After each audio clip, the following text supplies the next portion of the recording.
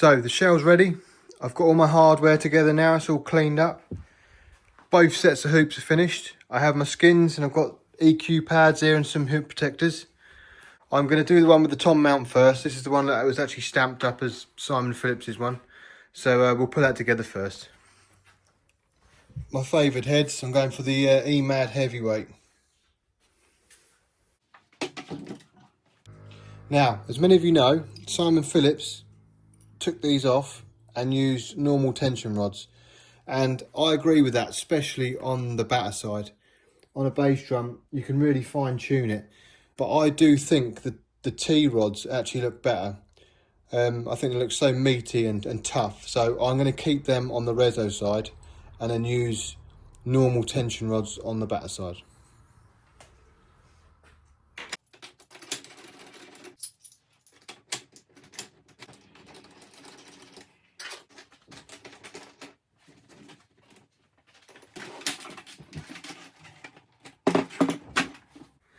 God, it's getting exciting now. I actually really like the look of it like this, but I'm still going to go for the T rods on the front. Right, the reso head's on, and seeing as it is a Simon Phillips drum, there is one thing we have to do. Lay it down on a soft surface and we'll stretch the skin. Put a cover on it. There's no way I'm doing that. Come on this side. Stand on that. Come on. Now jump up and down. Thank you. Thank you very much. I can see on YouTube. Oh God.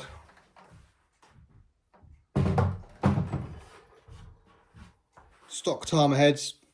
Chrome ring on that.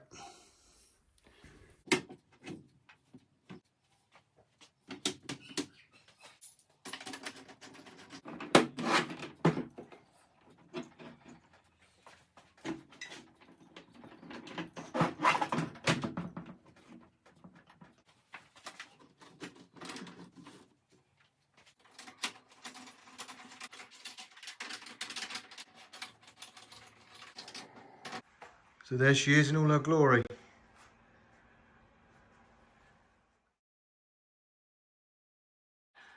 So when you look here carefully, you can see the Simon Phillips.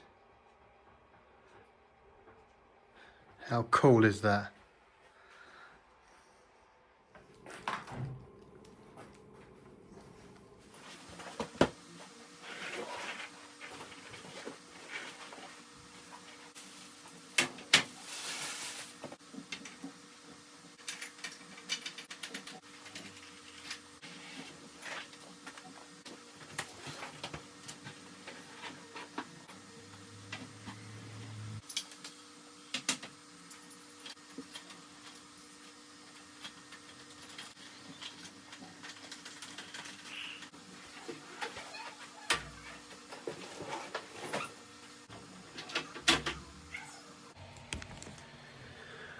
The second kick's all together now.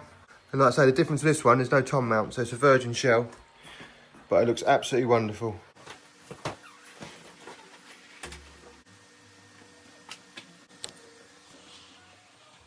So I finally finished the 24-inch bass drum project. Really happy with the results. The colour match on the hoops is superb. This shell is a slightly lighter shade of white, but again, the colour match is really quite nice. Most of the work was in the hoops. I had to source a few parts like the tom mount and the bass drum spur mounts. These are my homemade spurs, which I've actually mirror polished, and they blend in with the chrome work really nicely. So from the front they look amazing.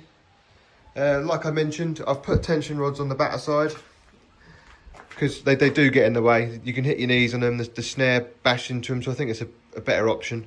And then I put the T rods on the reso side.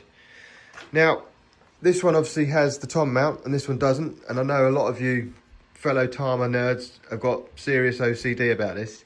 Now, to me, it's not really much of a problem, but I've been doing a lot of 3D printing recently, and I've made lots of TPU stuff, which is flexible, and I could maybe make a gasket and take this off. And I don't really like the metal delete plates, so I could make some sort of gasket and then just stick them down so they both look the same. But like I say, at the minute it doesn't bother me, so I'll leave it as it is for now. But there will be a part 4, and that is where I'm going to set them up and play them, so please stay tuned.